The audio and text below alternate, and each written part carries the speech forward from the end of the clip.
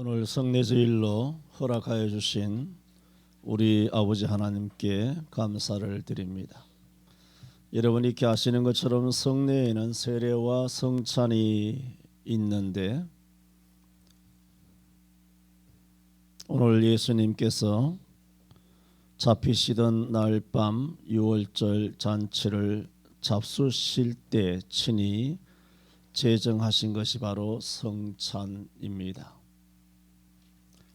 예수님께서 잡히시던 밤 유월절 잔치를 잡수신다는 그 유월절이라는 것은 이스라엘 백성들이 430년 동안 애굽에서 종살이 하던 중 모세를 통해서 그들이 출애굽하게 되던 그날 밤 제정된 절기, 그것을 유월절, 그리고 장자를 다 죽이는 그런 재앙에서 1년 되고 흠없는 수양의 피를 문 설주와 임방에 바르고 그 고기를 먹음으로써 그 피를 보고 장자를 멸하는 천사가 그 집을 넘어갔다 하여 유월절기라 하는데 그런 기원이 있습니다.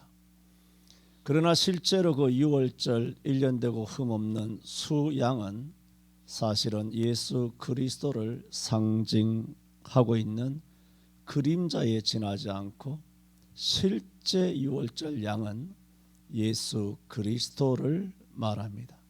예수 그리스도만 유월절 양입니다. 그러므로 그들은 수양의 고기를 먹고 피를 문설주와 임방에 발랐기 때문에 장자가 죽지 않고 그 집의 재앙이, 저주가, 사망이, 심판이 넘어간 것이 아니라 그 피는 예수 그리스도의 피를 상징하는 그림자이기 때문에 예수 그리스도의 피다라고 인정하여 그 집을 넘어가 주신 것입니다. 그것은 이 땅에 누구든지 간에 예수 그리스도로 말미암지 않고는 절대로 유월되지 못한다. 절대로 넘어가지 못한다. 다 지옥 간다. 우리는 예수 그리스도의 보혈의 능력을 힘입어서 우리는 지옥을 넘어서서 유월하여 천당에 가게 되는 줄 믿습니다. 그것을 기념하는 주일을 가리켜 성례주일이라고 말합니다. 그래서 저는 오늘 유월절 만찬에서 예수님께서 21절에 너희 중에 한 사람이 나를 팔리라 하시는 말씀, 오늘 마태복음 26장 21절에만 있는 것이 아니라 이 말씀은 마태, 마가, 누가, 요한, 사복음 공이 이런 의미를 가지고 있는 똑같은 대사가 성경에 기록되어 있습니다. 자주 말씀드렸던 것처럼 사복음 공이 기록된 것은 오병이어의 기적의 사건과 예수님의 고난주간의 사건 이외에는 없다라고 말씀을 드렸습니다. 그런데 너희 중에 하나가 나를 팔리라, 마태 26장 21절, 마가복음 14장 18절, 요한복음 13장 21절에만 있는 것이 아니라 누가복음 22장 21절에는 조금 다른 표현이지만 같은 말씀입니다. 나를 파는 자의 손이 나와 함께 상 위에 있도다. 마태, 마가, 요한에서는 너희 중 하나가 나를 팔리라. 누가복음에서는 나를 파는 자의 손이 나와 함께 상 위에 있도다. 그래서 약간의 누가복음의 표현은 다르지만 실상은 사복음서 공이 다 나를 팔리라고 사복음서에 다 기록이 되어 있단 말입니다. 이것이 주시는 성경 신학적인 의미가 무엇인지 크게 두 가지로 말씀을 드립니다. 오늘 제목은 나를 팔리라입니다. 먼저 드리고 싶은 말씀은 이미 말씀을 드렸던 것처럼 21절에 예수님께서 최후의 만찬 석상에서 너희 중 한 사람이 나를 팔리라고 말씀을 하셨습니다. 21절에도 나를 팔리라, 23절에도 나를 팔리라, 24절에는 인자를 파는 그 사람에게는, 25절에는 예수를 파는 유다가라고 있는 것처럼 오늘 이 본문에는 당신을 판다라는 말씀이 계속 반복 강조되고 있습니다. 말씀드렸습니다. 이 장면은 최후의 만찬 석상이라고 그랬습니다. 최후의 만찬 석상이므로 우리가 아는 것처럼 12제자가 다 함께 하고 있는 만찬입니다. 그러나 마태, 마가, 누가, 요한복음을 보면 이 만찬의 광경에서 마치 11제자는 없고 예수님과 가룟 유다 단 두 사람만 있는 듯이 예수님의 그 모든 관심은 거의 99% 가룟 유다에게 집중되어 있습니다. 나머지 11제자에는 별 아무런 관심이 없는 것이 아니라 특별히 대사를 친 게 없습니다. 대부분 가룟 유다를 향하여 말씀을 들려주고 있습니다. 너희 중 한 사람이 나를 팔리라. 바로 그 말씀도 똑같은 말씀입니다. 이 말씀을 듣고 가룟 유다는 흠칫했을 것입니다. 도둑이 재발치린다고 어떻게 아셨을까? 내가 은밀하게, 내가 몰래 가만히 그렇게 행동해 왔는데 나의 어떤 행동이, 어떤 장면이 주님의 눈에 의심스럽게 포착되었을까? 가슴이 덜컥 내려앉았을 것입니다. 너희 중에 한 사람이 나를 팔리라 하였을 때 가룟 유다를 제외한 나머지 11제자들은 그 말씀을 듣는 순간 깜짝 놀랐습니다. 그래서 22절에 저희가 심히 근심하여, 어떻게 근심했다고요? 심히 근심하여 각각 여짜오되 주여 내니이까. 여러분, 이것이 말이 맞습니까? 저희가 근심할 일이 뭐 있습니까? 진짜 근심을 해야 되는 사람은 가룟 유다 아닙니까? 자기가 찔리니까 자기가 근심해야 되지 않습니까? 그런데 가룟 유다는 이런저런 대화 끝에 어디서 주여 내니까 하느냐 하면 25절에 가서야 예수를 파는 유다가 대답하여 가로되 라비어 내니까 라고 뒷북을 치고 아닌 척하며 제발 질린 그 마음에 주여 내니까 라고 대번 묻지 못하는, 그래서 나중에 내니까 라고 물은 반면에 나머지 11제자들은 일찍이 22절에 각각 여짜오되 주여 내니까, 각각 여짜오되라는 말은 11제자들 중에 두서너 명만 주여 내니까 주여 내니까 했다는 말이 아니라 11제자 전부 다가 베드로도 주여 내니까, 야고보도 내니까, 바돌로메도 마테도 주여 내니까, 도마도 주여 내니까, 네 아니지요, 네 아니죠. 이것이 얼마나 근심되었으면 성경에 저희가 심히 근심하여, 여러분 12사도들이 근심하는 거 봤습니까? 얘네들 근심 안 합니다. 근심 안 하는데 이 장면에서 굉장히 근심하고 있습니다. 그런데 말씀드린 것처럼 이들은 근심할 이유가 없습니다. 왜? 저들이 꿈속에서나 혹은 잠재의식이나 아니면 자기도 모르게라도 혹시라도 만에 하나 예수님을 팔려는 생각을 한 번이라도 가지고 있었다면, 아이고 가슴이 찔려가지고 그 주님이 그 1년 전에 내가 잠시 생각한 걸 그렇게 어떻게 그걸 아시고 1년 뒤에 캐치해가지고 나를 지적하시는가? 그럴 수 있지만 이들은 꿈에도 예수님을 판다는 것은 상상도 해본 적이 없고 그것은 있을 수도 없는 생각이기 때문에 예수님이 너희 중에 하나가 날 팔리라고 그런 말씀을 하셨을 때 이들은 사실은 전혀 근심할 일이 없습니다. 왜? 그런 적이 없거든요. 그런데 이들이 심히 근심했다는 겁니다. 이게 놀라운 신앙입니다. 자기들은 꿈에도 생각한 적이 없는데, 근데 너희 중에 하나가 나를 팔리라고 하시는 그분이 누구시냐면 하나님이잖아요. 이제 하나님인 걸 알잖아, 이 사람들이. 하나님이신 예수님이 너희 중에 하나가 나를 팔리라고 하니 우리는 전혀 그런 마음을 꿈에도 품은 적이 없지만 주께서 말씀하시니 나는 의도가 없고 나는 생각이 없고 그럴 작정도 없지만은 주님의 하시는 말씀을 들어보면 우리 중에 하나가 주님을 팔겠기에 주님께서 이런 말씀을 하시는 거 아니냐. 그렇다면 우리 열둘 중에 하나는 주님을 팔겠구나 할 때 그게 나일까? 베드로일까? 야고보일까? 안드레일까? 누구일까? 우리 교인들 중에 목사일까? 장로일까? 권사일까? 집사일까? 청년일까? 얼마나 근심되겠습니까? 우리 중에 하나라도 그런 사람이 있다면 얼마나 근심되겠느냐 말입니다. 꼭 나일까 겁이 나기도 했지만 내가 아니라도 얼마나 근심되겠느냐 말입니다. 그런데 가룟 유다는 아무런 근심이 없었다는 겁니다. 할렐루야! 이런 근심이 없기를 축원합니다.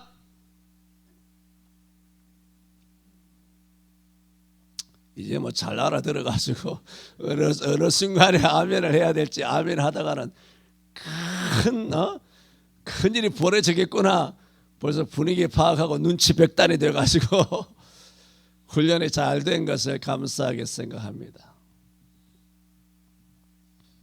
그래서 이들이 심히 근심한 것은 이렇게 저렇게 근심이 됐지만 주께서 말씀하시기 때문에 혹시나 나는 아니지만 나라면, 혹시나 옆에 있는 제자가 아니지만 제자라면, 나의 동료라면 주님 그러면 미리 일러주세요. 우리 중에 하나가 나를 팔리라고 하셨으니 주여 내니까라는 말은 그렇다면 일러주세요.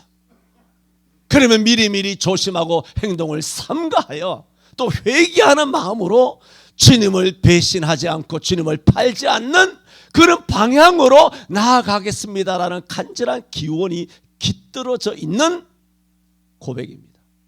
깃들어져 있는 근심이란 말입니다. 이것이 무슨 근심인가요? 신령한 근심이죠. 하나님의 뜻대로 하는 근심은 후회할 것이 없는 회개를 이루는, 구원을 이루는 것이요, 구원을 이루는, 회개를 이루는 것이요, 세상 근심은 사망을 이루느니라 하시는 말씀처럼 오늘 이 장면에 저희가 심히 근심하여, 이것은 뭐냐? 신령한 근심입니다.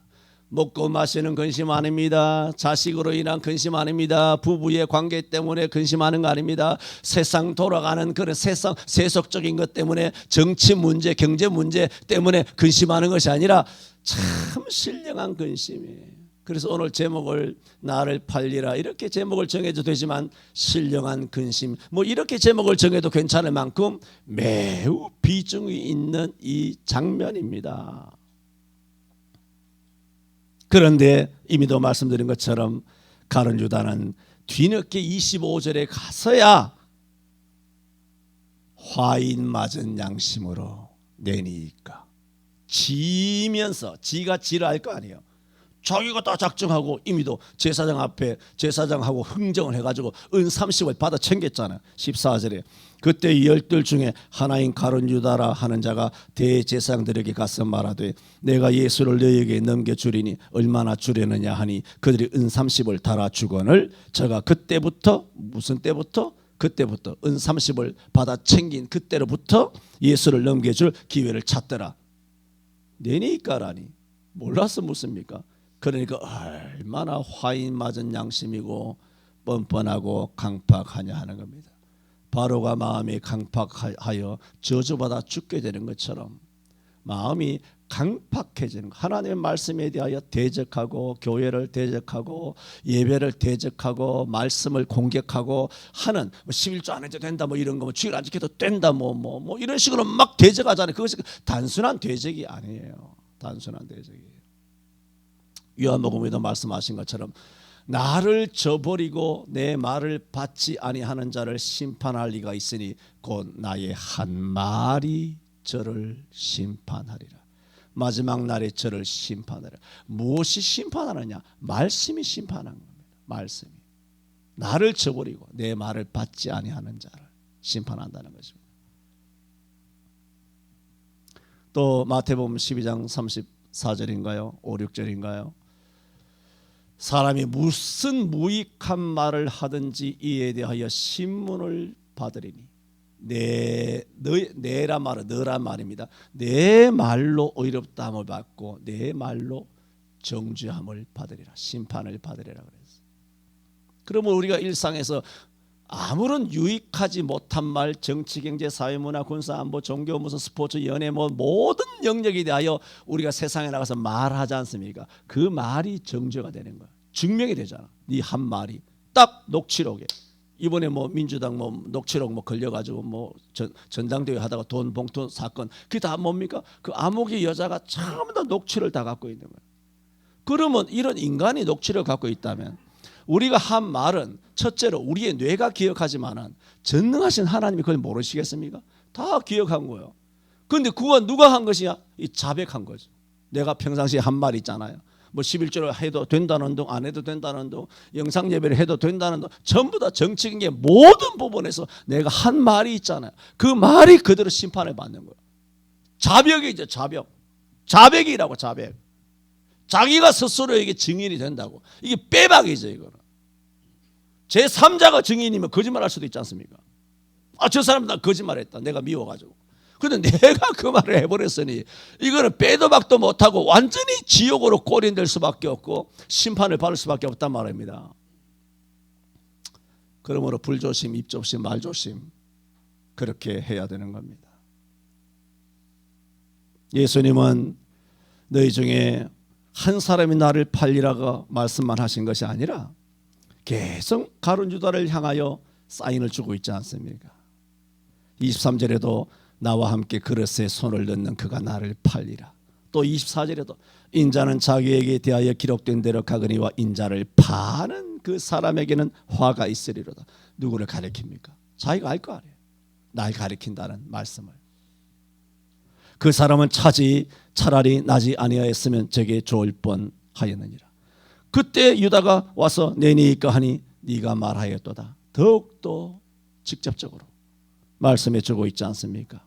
그럼에도 불구하고 가룟 유다는 이렇게 최후의 만찬 석상에서 가룟 유다에게 99%의 시간을 할애하여 마치 12사도를 동석한 최후의 만찬 석상의 그 장면이 마치 핀 포인트라고 그러죠. 그래 핀 조명을 받은 예수와 가룟 유다 딱 두 사람만 있는 장면으로 크로즈된 거예요. 딱 둘만 보이는 거예요. 이 최후의 만찬석상에서. 베드로도 안 보이고 요한이 뭐 누구니까 한번 물은 적이 있지만 대부분은 예수님과 가룟 유다의 두 사람만이 딱 장면에 딱 잡히는 겁니다. 이것은 가룟 유다가 회개하기를 원하시기 때문인 것입니다. 하지만 이미도 말씀드린 것처럼 가룟 유다는 15절에 이미 은 30을 받았고 그때로부터 예수를 넘겨줄 기회를 찾았다고 했습니다. 뿐만 아니라 오늘부터 엿새 전에 가룟 유다는 6월절 엿새 전에도 마리아가 비싼 향유를 예수님의 발에 부은 것을 비난하며 이 향유를 300데나리온에 팔아. 한 데나리온은 성인 남성의 하루 품삯이에요. 요즘 마기를 하면 하루에 한 8만 원씩 주나요? 마기 15만 원씩. 와, 당장 내일부터 알바 나가야 되겠는데 15만 원 같으면 한 달에 400만 원 버는 거 아니에요? 그리고 400만 원 못 벌면 나가 죽어야 되겠네 그거. 막노동만 해도 400 아니야. 야, 15만 원씩 줍니까? 아주 메리트가 있는데 3, 400 못 벌면 나가 죽어버려야 되겠네. 이렇게 한 데나리온은 오늘날 노동자 1일 품삯이란 말입니다. 그런데 300데나리온이면 1년 연봉이에요. 1년 연봉. 옥합이 그 정도 가격을 했단 말입니다. 1년 연봉 그렇게 따지면 뭐 4천만 한 5천만 원 정도 되죠. 5천만 원 정도 되는 옥합을 그대로 항아리를 깨가지고 예수님의 발에 붓고 머리칼로 닦고 하니 이 장면을 보니 기가 막히는 겁니다. 그 아까운 것을 한 입에 다 털어놓고 있으니. 그래서 이 가룟 유다가 이 향유를 300데나리온에 팔아 가난한 사람들에게 줄 수 있었겠도다 말하였는데 성경은 이것을 해석하기를 이렇게 말하면 가난한 자들을 생각함이 아니요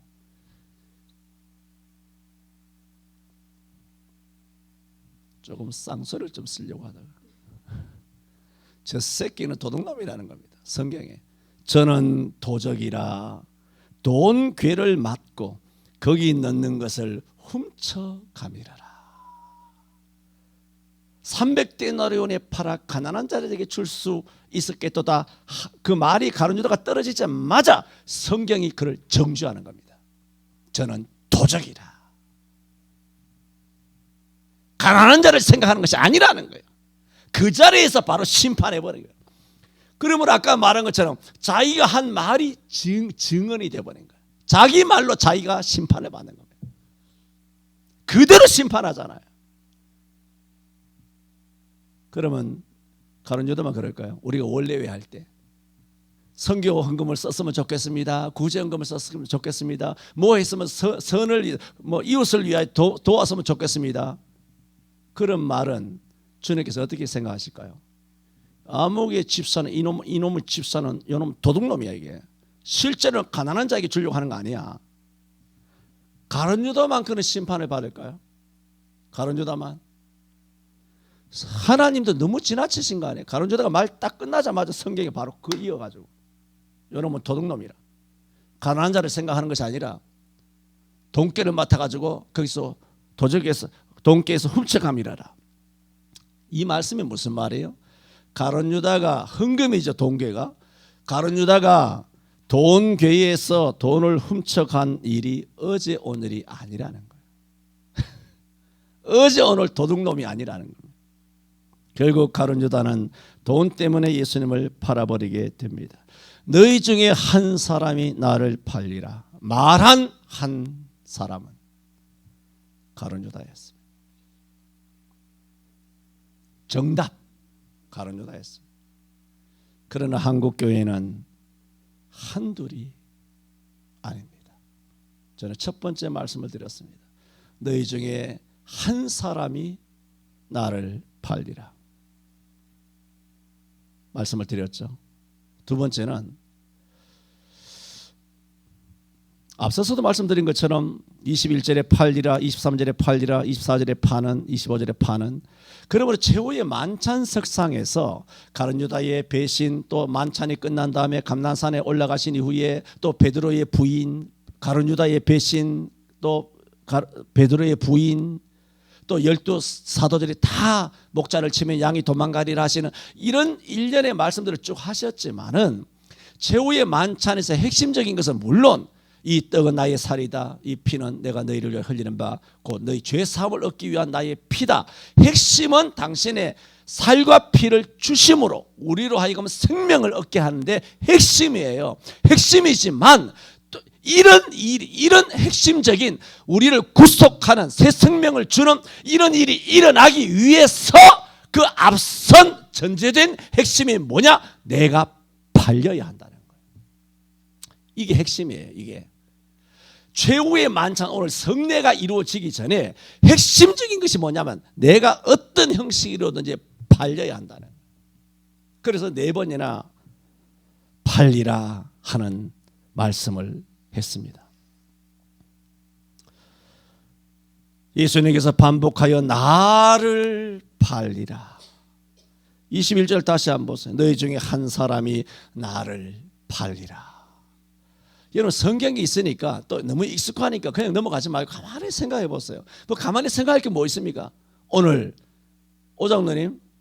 오장님을 팔아버리는 거예요. 생각해 보세요. 실제로 내게 적용해 보세요. 김 장로님을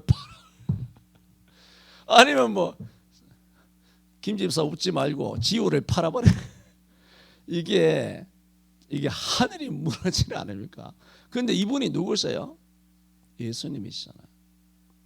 전능하신 하나님을 판다는 겁니다. 나를 팔리라. 내가 팔린다는 거예요. 내가 나를 팔리라. 내가 나를 파는 것이 아니라 너희 중 한 사람이 나를 팔려. 그러니까 예수님은 팔려가는 신세라는 거죠. 그게 뭐죠? 종이라는 거죠. 죄의 종이라는 것입니다. 고대 사회에서 예수님 당시에 사고 팔 수 있는 존재는 종밖에 없습니다. 요셉도 은 20에 팔린 적이 있고 모세의 법에도 출애굽기 21장 32절에 종은 은 30세겔에 정해져 있었습니다. 그래서 예수님께서 은 30에 팔리지 않습니까? 예수님이 뭐로 팔렸다는 겁니까? 종의 몸값으로 팔리셨다는 겁니다. 그러므로 예수님이 팔리셨다. 너희 중 하나가 나를 팔리라. 이 판다는 것은 너희가 나를 어떻게 취급한다? 종놈 취급한다는 겁니다. 종값으로. 한 푼도 더해주지 않은 거예요. 종값으로 취급이 되셨다는 겁니다. 빌립보 2장 6절 7절에는 예수님께서 이 땅에 정말 종으로 오셨다라고 말합니다. 그는 근본 하나님의 본체시나 하나님이시죠. 하나님과 동등됨을 취할 것으로 여기지 아니하시고 오히려 자기를 비어 종의 형체를 가져 사람들과 같이 되었고, 그렇게 말씀하고 있습니다. 예수님은 종처럼 이 땅에 오셨습니다. 그래서 예수님이 종으로 팔리시고 종처럼 오시고 종의 형체를 가지신 것은 왜냐? 실상 죄로 말미암아 죄의 종이 된 우리를 죄의 종에서 건지시기 위하여, 죄의 종은 30세겔이잖아요. 그러면 죄로 말미암아 죄의 종된 우리를 죄의 종에서 건지시려면 죄의 종값인 30을 지불해야 되잖아요. 그 죄값을 지불하기 위하여 예수님께서 죄의 종으로 팔리신 거예요. 그래서 은 30을 받아가지고 죄인 된, 죄의 종이 된 우리를 죄의 종에서부터 건져 하나님의 아들로 양자로 자유인으로 건지시기 위하여 대속의 값을 지불하기 위하여 예수님께서 종으로 오신 거예요. 그래서 나를 뭐라고? 팔리라, 그렇게 하신 거예요. 그래서 28절에 이것은 죄 사함을 얻게 하려고, 죄 사함을 얻게 하려고. 이것을 레위기, 구약을 레위기 25장에는 오늘 금방 말씀드린 성례가 레위기 25장에는 무엇으로 설명이 되고 있냐면은 희년으로 설명이 되고 있어요. 희년. 잘 아시지 않습니까? 안식년은 7년마다 오는 것이 안식년이죠. 7년마다 오는 것이 안식년이에요. 7년마다 오는 안식일을 7번 곱하면 49년이죠. 49년이 되는 그 이듬해는 안식년이 7개 쭉 온 다음에 그 이듬해는 쉰년, 50년째가 되면 그것을 희년이라 그래요. 그런 희년이 되면 나팔을 붑니다. 나팔을 붑니다. 나팔을 불면 자유가 선포되는 절기입니다. 희년이 되면 다 자유예요. 그래서 50년이 차기까지 어려워서 나를 종으로 팔고 친척이 종으로 팔려가게 되고 집도 다 저당 잡히게 되고 가옥도 들도 논도 밭도 다 잡히게 되고 이렇게 채무를 졌지 않습니까? 채무를 졌을 때 7년마다 오는 안식년에는 그것을 빚진 것을 다시 돌려받으려면 돈을 주어야만 돈으로만 물을 수가 있어요. 안식년은 77이 49년은. 그런데 희년은 돈을 안 줘도 그 희년은 모든 포로, 가옥, 아니면 집이나 들이나 사람의 몸, 종으로 팔려간 사람도 그냥 그저 해방이 돼요. 그저 자유함을 입어요. 그걸 뭐라 그러냐? 희년이라 그래요. 그래서 희년이 오면 모든 것이 회복되고 다시 새로운 삶이 시작될 수가 있습니다. 그러므로 희년이란 영적으로 무슨 의미냐? 죄로 말미암아 죄에 팔려 죄의 종이 되었던 아무런 소망이 없었던 모든 죄인들이 다시 그저 은혜로 구원을 받아 자기 집으로 돌아갈 수 있는 것을 말하는 것으로, 이것이 뭐냐? 장차 주 예수 그리스도의 구속으로 말미암아 이루어지는 구원을 상징하고 있습니다. 오늘 이 성례라고 하는 것은 바로 희년을 의미하고 있습니다. 이렇게 예수님 오시기 전 1500년 전에 모세를 통하여 희년이 선언된 이 선언을 예수님께서 이 땅에 오셔서 누가복음 4장에서 1500년 전 레위기 25장 모세를 통하여 세워졌던 희년을 예수님께서 이루십니다. 어떻게 이루시냐? 이렇게 말합니다. 주의 성령이 내게 임하셨으니 이는 가난한 자에게 복음을 전하게 하시려고 내게 기름을 부으시고 나를 보내사 포로된 자에게 자유를, 눈먼 자에게 다시 보게 함을 전파하며 눌린 자를 자유케 하고 주의 은혜의 해를 전파하게 하려 함이라. 예수님께서 갈릴리 회당에 들어가셔서 성경을 꺼내가지고 이 말씀을 다 읽으시고 선포했습니다. 눈먼 자에게 보게 한다, 억눌린 자에게 자유를 준다, 주의 은혜의 해를 전파하게 함이라 하고 회당에서 1500년 전 희년에 관한 말씀을 찾아서 읽고 선포하시면서 뭐라고 말하느냐? 이 말씀이 너희 귀에 그대로 이루어졌느니라 그랬습니다. 예수님이 희년이라는 거예요. 예수님께서 메시아라는 거예요. 내가 너희를 구원하러 왔다는 거예요. 그래서 내가 오늘 본문에서는 어떻게 그 구원을 이루기 위하여 내가 종으로 은 30에 팔려야 너희가 구원을 받는다는 거예요. 이 같은 희년의 복음을 받은 사도들이 땅끝까지 가서 전파한 것, 그것은 희년을 전파하는 겁니다. 오늘 이 시대에 우리가 예수 믿고 구원받으세요 라고 전도하는 것은 희년을 증거하는 겁니다. 자유를 증거하는 거예요. 억눌린 자에게, 눈먼 자에게, 병든 자에게, 죽어가는 자에게, 지옥 가는 자에게, 심판과 저주 아래 놓여있는 자에게 여러분을 해방케 하셨다. 그러므로 이제 그리스도 예수 안에 있는 자에게는 결코 정죄함이 없나니 이는 그리스도 예수 안에 있는 생명의 성령의 법이 너희를 죄와 사망의 법에서 다 결박을 끊어내셨다, 해방하셨느니라. 이 선언이 바로 예수 천당인 것입니다. 그것이 희년이요, 그것이 바로 성례다는 말입니다. 그러므로 예수님의 희년은 완벽하게 이루어지는 것은 주 예수님 재림할 때 희년이 이루어질 줄로 믿습니다. 희년이 나팔을 불며 시작되는 것처럼 재림도 나팔 불 때 시작됩니다. 데살로니가전서 5장 16절에 주께서 호령과 천사장의 소리와 하나님의 나팔로 친히 하늘로 쫓아 강림하시리니 뭐라고 말하느냐? 그리스도 안에서 죽은 자들이 먼저 일어난다. 이게 뭔지 아십니까? 데살로니가전서 5장 16절이 희년이 임한다는 겁니다. 주 예수 그리스도의 재림은 희년의 성취요, 희년의 완성이요, 그 주기도문의 뜻이 하늘에서 이루어진 것 같이 땅에서도, 그게 뭡니까? 재림할 때 이루어지죠. 땅에서도 완벽하게 이루어지게 되는 줄로 믿습니다.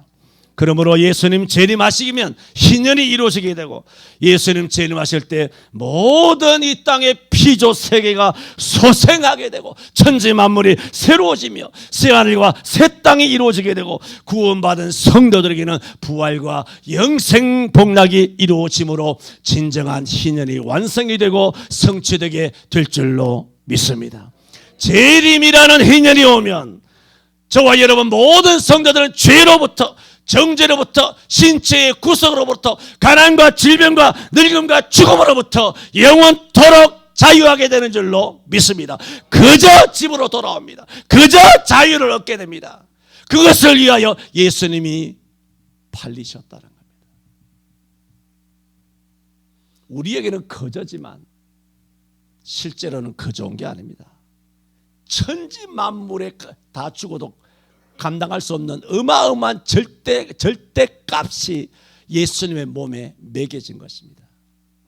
저는 오늘 성례주의를 맞아 나를 팔리라 하는 제목으로 말씀드림으로써 예수님은 그 누구로부터 팔린 것이 아니라 실제로는 우리 죄값에 나 때문에 팔리셨다 말씀을 드렸습니다.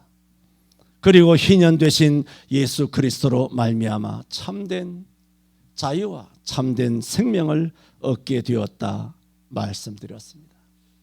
그러므로 성찬은 바로 이 은혜에 감사하며 기념하는 것입니다. 이제 말씀을 마치고 우리가 성찬을 하게 될 텐데 이 말씀을 잘 우리가 되새김하며 또 기억하시면서 참된 의미 있는 그리고 우리 마음을 다하는 성찬에 동참하시는 시간 되시기를 바랍니다.